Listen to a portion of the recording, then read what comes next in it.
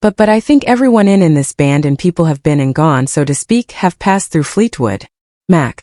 Mick Fleetwood turned 78 this year. For decades he kept the darkest secrets of Fleetwood Mac locked away. But now he's finally talking. The affairs that destroyed friendships. The cocaine that cost him $60 million. The betrayal that made Stevie Nicks ban someone from the studio. In March 2025, something happened that shocked everyone. Mick and Lindsey Buckingham were back in the studio together. What they discussed wasn't just music. It was the truth about what really tore the band apart. And why Stevie might never forgive him. Mick Fleetwood was born on June 24, 1947 in Redruth, Cornwall. His father was a Royal Air Force wing commander, which meant Mick was raised in a world shaped by constant movement and military discipline. Even though he was born in peaceful England, his early years were anything but quiet. Just 2 years after World War II, Britain was still recovering and Mick's family was always being transferred. By the time Mick was 4, the family had moved to Egypt. For the next 6 years they lived through events like the Egyptian Revolution in 1952 and the Suez Crisis in 1956. Mick lived the culture every day. He picked up the sounds, the rhythm, and the atmosphere of a land completely different from England. These years gave him an unconscious connection to non-Western music, especially percussion. Long before he became a drummer, he had already internalized the complex beats and layered sounds of Egyptian street music. That influence would quietly resurface years later in the way he played. After Egypt, his family relocated again, this time to Norway. Mick was around 10 years old. His father had been assigned there through NATO. Mick enrolled in local schools and learned to speak fluent Norwegian. Though he later forgot the language, his full immersion shaped how he adapted to new environments. Norway's long winters and dramatic light patterns added something else to his view of the world. He began to understand mood and space in a different way.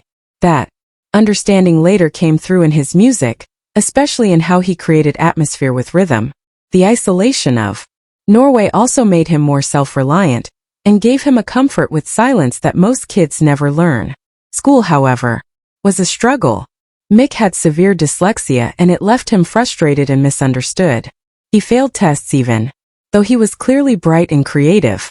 Teachers were often confused. He knew the answers but couldn't memorize anything in the traditional way. He once broke down crying under a tree, asking God to get him out of that place. At 13, his parents gave him a drum kit, a small set made by Gigster. That gift changed everything.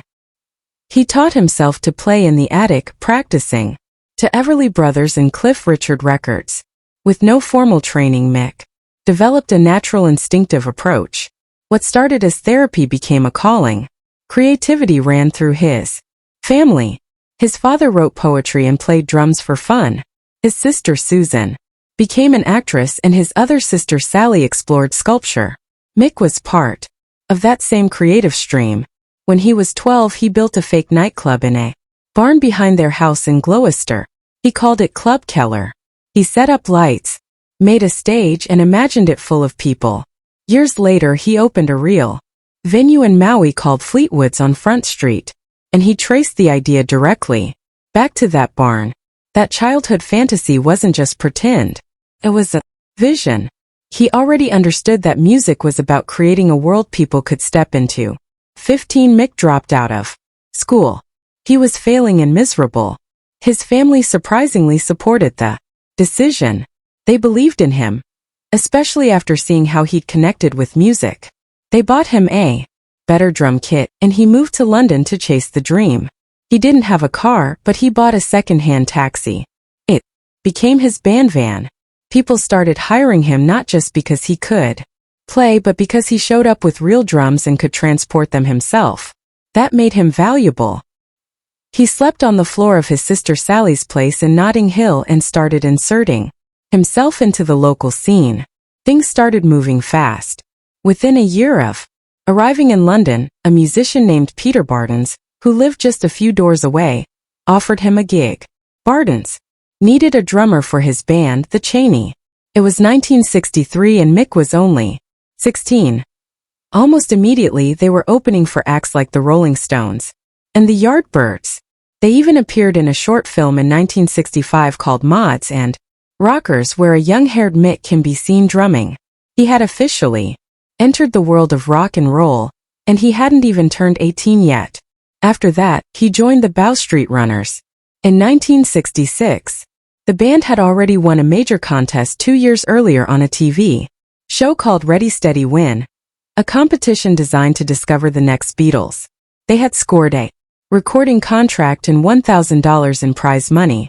Their single, I'm a Bow Street Runner, had sold over $20,000 copies. When Mick joined, they were still riding that success. But bad luck struck when they released a promising follow-up single that was expected to climb the charts. A workers' strike at the record pressing plant meant only a small number of copies were made. The song stalled and the momentum faded for Mick, though it was another step forward. Then came the turning point. In April 1967, he got a chance to audition for John Mayall and the Bluesbreakers. The band was the heart of Britain's blues scene, and it was a huge opportunity. Mick was terrified during the audition, but he landed the job. He was now playing with top-tier musicians, including bassist John McVie. The two became close, but the good times didn't last. Mick's drinking got out of control, and he was eventually fired for showing up drunk to gigs. Still, the experience gave him something no school ever could. Mole's band was like a blues university.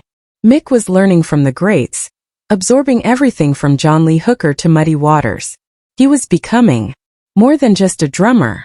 He was becoming a bluesman. That firing ended up being the start of something much bigger. In April 1967, something small and unexpected changed music history forever. John Mayall gifted Peter Green a bit of free studio time. Green used it to record 5 songs with Mick Fleetwood and John McVie. The 5th track was a simple instrumental. He